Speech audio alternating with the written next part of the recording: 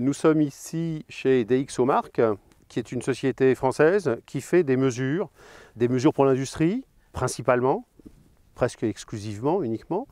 Mais on voudrait savoir un peu depuis quand, comment, pourquoi et comment tout ça est arrivé et comment ça fonctionne. Alors, cette expérience a démarré à peu près en 2005, date à laquelle nous avons mis au point une première solution de mesure de la qualité d'image des appareils photo. On a commencé à commercialiser cette solution, c'est un labo, et ainsi qu'à faire des rapports de mesure qui nous aidaient nous en interne et également auprès des industriels. Ensuite, en 2008, on a démarré un site web, dxomark.com, qui publiait des extraits de ces mesures, c'est-à-dire les grandes lignes, avec un contexte, avec une explication pour véhiculer auprès du grand public la qualité des appareils photo et des optiques que nous publiions à l'époque. Ensuite, on s'est mis à publier des données sur les smartphones. On a démarré les smartphones en 2012, la partie caméra, puis ensuite la partie audio. Et récemment, on a lancé les mesures de la partie de l'écran des smartphones, ainsi que des mesures sur les enceintes sans fil. Donc notre objectif, on a deux rôles. Le premier, c'est donc de faire des mesures pour l'industrie et d'afficher, de publier sur notre site web des scores, des mesures qui permettent au grand public de connaître la qualité des produits qu'ils achètent. Donc quand on parle de mesures pour l'industrie, on parle en amont ou en aval de la production du produit? Alors ça peut être en amont, ça peut être en aval, ça peut être à n'importe quel moment. Vous avez des industriels qui veulent comprendre la performance d'un produit donné à un moment de son cycle de vie. Vous avez des industriels qui veulent avoir un benchmark, une évaluation comparative d'un produit par rapport à la concurrence. Et vous avez des industriels qui souhaitent nous interroger très en amont lorsqu'ils conçoivent le produit pour savoir si les choix éventuellement qu'ils vont faire ou ce qu'on appelle le tuning, donc le réglage fin, est approprié ou pas. Donc on peut faire finalement des mesures à un peu toutes les étapes de la vie d'un produit.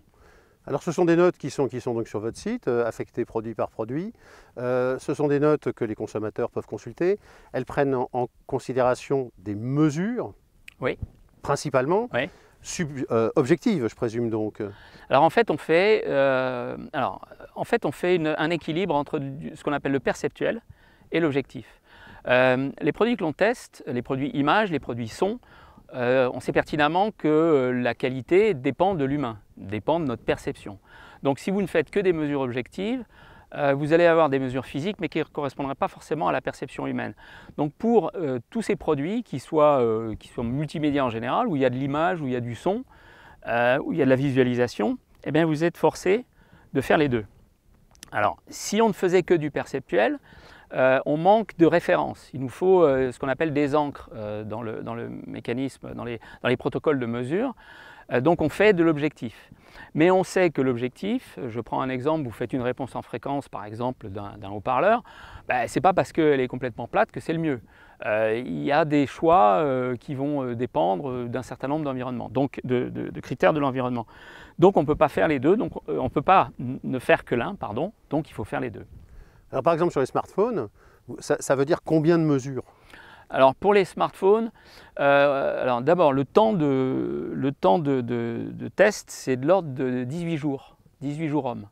C'est de l'ordre de 3000 mesures et c'est plusieurs heures de vidéos qui sont analysées. Tout ça pour donc comprendre la qualité de la caméra du smartphone. Et donc à nouveau, ça inclut des tests dans les labos avec des mires, des éclairages, tout un environnement de labo très répétable, très sophistiqué, et puis des évaluations sur des scènes. Alors là, qu'est-ce qu'on fait? On prend un certain nombre de scènes que l'on définit, des scènes qui peuvent être en intérieur, en extérieur, et sur ces scènes, on va définir des critères de qualification. Donc par exemple, assez simplement, vous avez une scène extérieure avec des personnages, des modèles, on prend souvent des personnes, soit du labo, soit des mannequins, et puis vous allez vouloir détecter ou voir les visages, les couleurs de peau dans ces environnements qui peuvent être différents. Donc on va définir des critères de qualification de la qualité de l'image. Ce n'est pas est-ce que vous préférez celle-ci ou celle-là, c'est sur telle image, telle scène, telle zone, Voilà ce que l'on évalue précisément. Donc c'est une couleur, un contraste, un niveau de bruit, un certain nombre de critères très précis. Nous sommes ici dans la salle semi-anéchoïque chez DxOMark, qui donc présente des enceintes, et ici particulièrement enceinte sans fil qui est à côté. Alors ça serait bien d'expliquer un peu le protocole complet de test. Très bien. Donc ici, on fait toutes les mesures objectives des enceintes connectées. Donc les mesures objectives, ça va être la courbe de réponse en fréquence, ça va être la distorsion, la directivité, la latence, toutes ces choses-là, on les mesure ici dans cet environnement qui est anéchoïque, qui n'a pas de réflexion, qui n'a pas de bruit. Ça nous permet de faire des mesures dans les mêmes conditions pour toutes les enceintes. Ces mesures, elles sont doublées d'évaluations perceptuelles qu'on fait dans un appartement réel. Donc on a un vrai appartement dans lequel on a un salon, une chambre, un balcon pour l'extérieur, et on fait toutes les mesures perceptuelles. Et le fait d'avoir cette dualité entre les évaluations perceptuelles qu'on fait en situation réelle et les mesures objectives en laboratoire, ça nous permet déjà de mettre des courbes sur les mesures qu'on peut faire, d'expliquer dans le cas où par exemple dans les mesures perceptuelles on peut par exemple voir un léger manque de bas mid ou un manque d'extension dans les aigus. Et le fait d'avoir les mesures en labo, ça nous permet aussi de montrer sur les courbes qu'est-ce qui va, qu'est-ce qui ne va pas, quelles sont les possibles améliorations du produit, et de faire la corrélation entre les mesures que l'on peut faire, qu'on met à disposition sur le site, et l'expérience en conditions réelles. Donc alors pratiquement vous recevez une enceinte, vous la mettez ici, et on part pour combien de temps? Alors entre le moment où on reçoit l'enceinte et le moment où on a un score, il y a un peu plus d'une semaine. Alors cette semaine-là, ça peut paraître un peu long, mais en fait, la raison pour laquelle c'est aussi long, c'est parce qu'on déjà on a au moins une journée de mesure dans cette salle anéchoïque, parce qu'on va tester les différentes configurations, les différents réglages, les différentes positions de l'enceinte. Et après, on va aller à l'appartement, et dans l'appartement, on va tester l'enceinte dans le salon en position d'écoute à volume faible. On va tester l'enceinte dans le salon dans une situation plutôt où on va recevoir du monde, donc un peu plus fort, avec des personnes tout autour de l'enceinte. Ensuite, on va placer l'enceinte dans la chambre à un volume plus faible, où on va pouvoir écouter des choses plus légères. Par exemple, si on veut écouter la musique avant de se coucher, on ne cherche pas forcément à avoir des basses trop présentes ou un son peu précis. Et on va prendre l'enceinte comme ça et la mettre dans plein de situations, avec différentes positions dans la salle, différentes positions d'écoute, différents volumes, différents styles de musique. Donc ça prend du temps. Et une fois qu'on a fait toutes ces mesures perceptuelles et toutes ces mesures objectives, on a notre formule qui nous permet d'avoir une estimation de comment performe l'enceinte pour un utilisateur lambda. Alors ça se traduit par une note?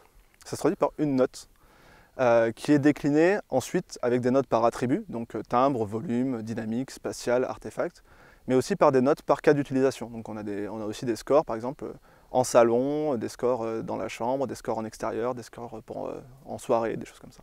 Donc il y a une hiérarchisation dans tout ça, ou c'est où on retrouve Alors le score global agrémente tous les sous-scores qu'on peut avoir et les condense dans le cas d'un utilisateur moyen, c'est-à-dire avec donc la majorité par exemple dans le salon. On peut aussi vouloir mettre l'enceinte de temps en temps en condition de soirée, donc un peu plus fort, où on cherche une enceinte qui va être plutôt 360 degrés.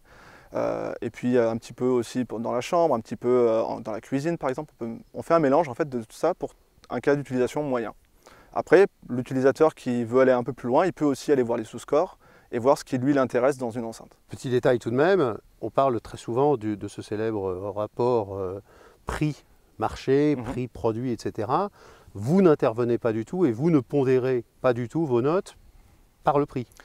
Exactement, notre score, il ne représente seulement la qualité audio. C'est-à-dire qu'on ne prend pas en compte le poids, on ne prend pas en compte le prix, on ne prend pas en compte la couleur, la taille, toutes ces choses-là. Nous, ça ne rentre pas en compte dans le score. Donc notre score représente vraiment la qualité audio sur les enceintes. Après, à chaque utilisateur et à chaque reviewer de choisir, de donner son avis sur l'utilisation de l'enceinte, la connectivité, les protocoles, toutes ces choses-là. Nous, on donne une expertise sur la qualité audio.